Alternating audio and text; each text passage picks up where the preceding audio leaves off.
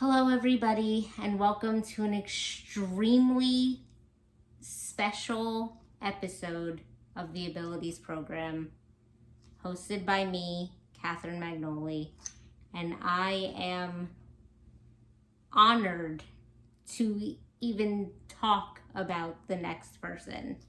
I just Googled them to freshen up my knowledge, and I learned so much more than I ever imagined could be done in one lifetime, especially by a person with a disability.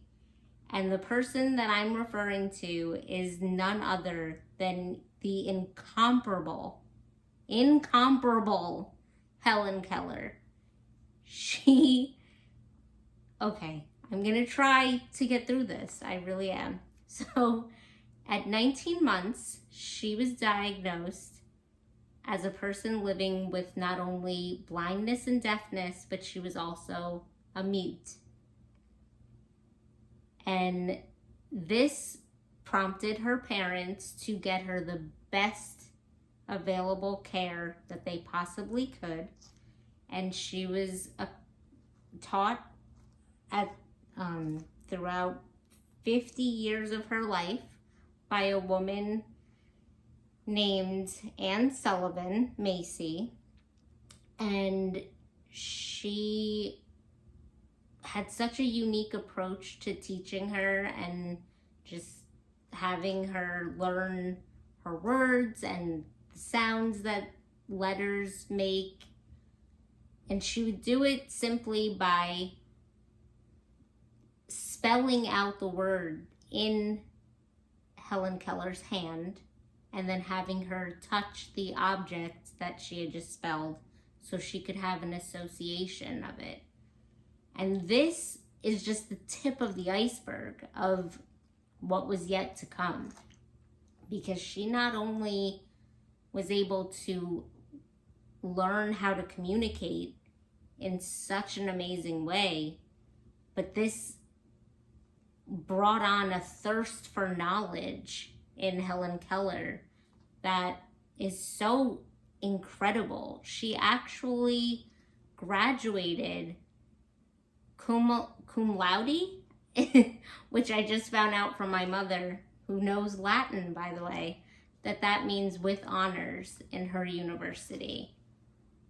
So that to me is just an incredible feat to overcome. She not only had 3 different disabilities, but she just had such a tremendous educator that it sparked her to want to learn even more, and she was able to excel in her university far more than probably any of us could. I know I couldn't. I basically skated by in school because, I cared more about socializing than getting an education at the time.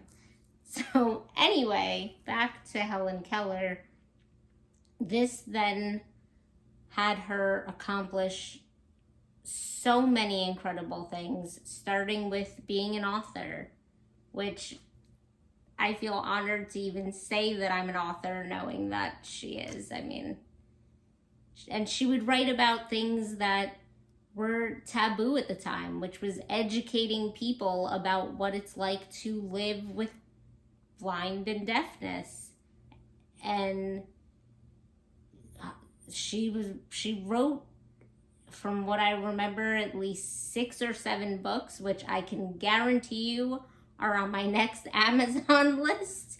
I will be purchasing all of them, and I will be reading all of them.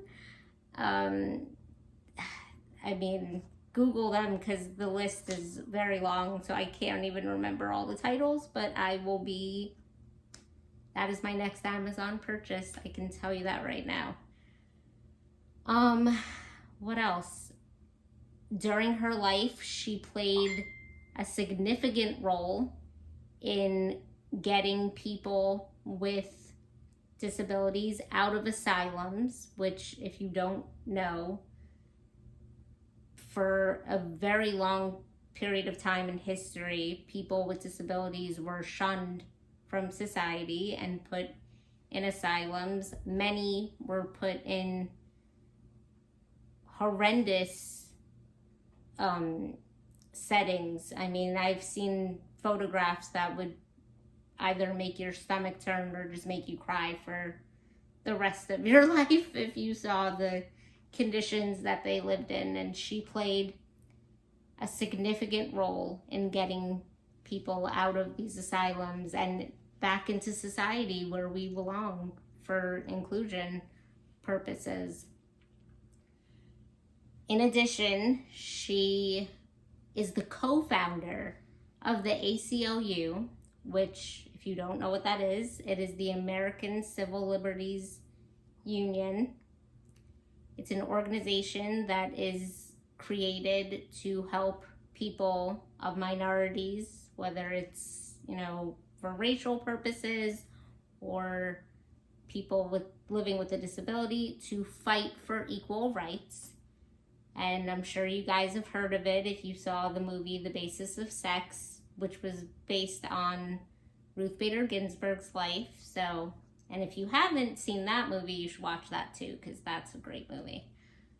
Speaking of movies, Helen Keller's life was actually turned into a play, which won the Nobel Prize. It's called The Miracle Worker. It depicts her time as a child learning and being educated by Anne Sullivan Macy, and just the bonds that they created. And as I said, they worked together for 50 years. So she met her at the age of 9 when she was brought to teach her by the suggestion of Alexander Graham Bell, who Helen Keller's parents had reached out to for help in raising a child with so many different disabilities. And he, for some reason, was an authority on the subject back then. I never really knew that. I honestly just thought he was the guy that invented the telephone, but I learned something new today. And yeah, so I'm losing my track of thought because she's just so phenomenal that I'm stumbling on my words. But she just accomplished so much, and I just hope that me telling her story, as crazy as I might seem right now, I'm just baffled by her achievements. I hope that it resonates with all of you, that no matter what you are faced with in life, you can accomplish anything, because that is what I'm taking from her story. Never again will I have a moment in my life where I feel like I can't do something just because I'm sitting down. Because if she can accomplish the things that she did, then I can do anything, you can do anything, and that's all that there is to it. So thank you so much, and I hope you guys enjoy this episode.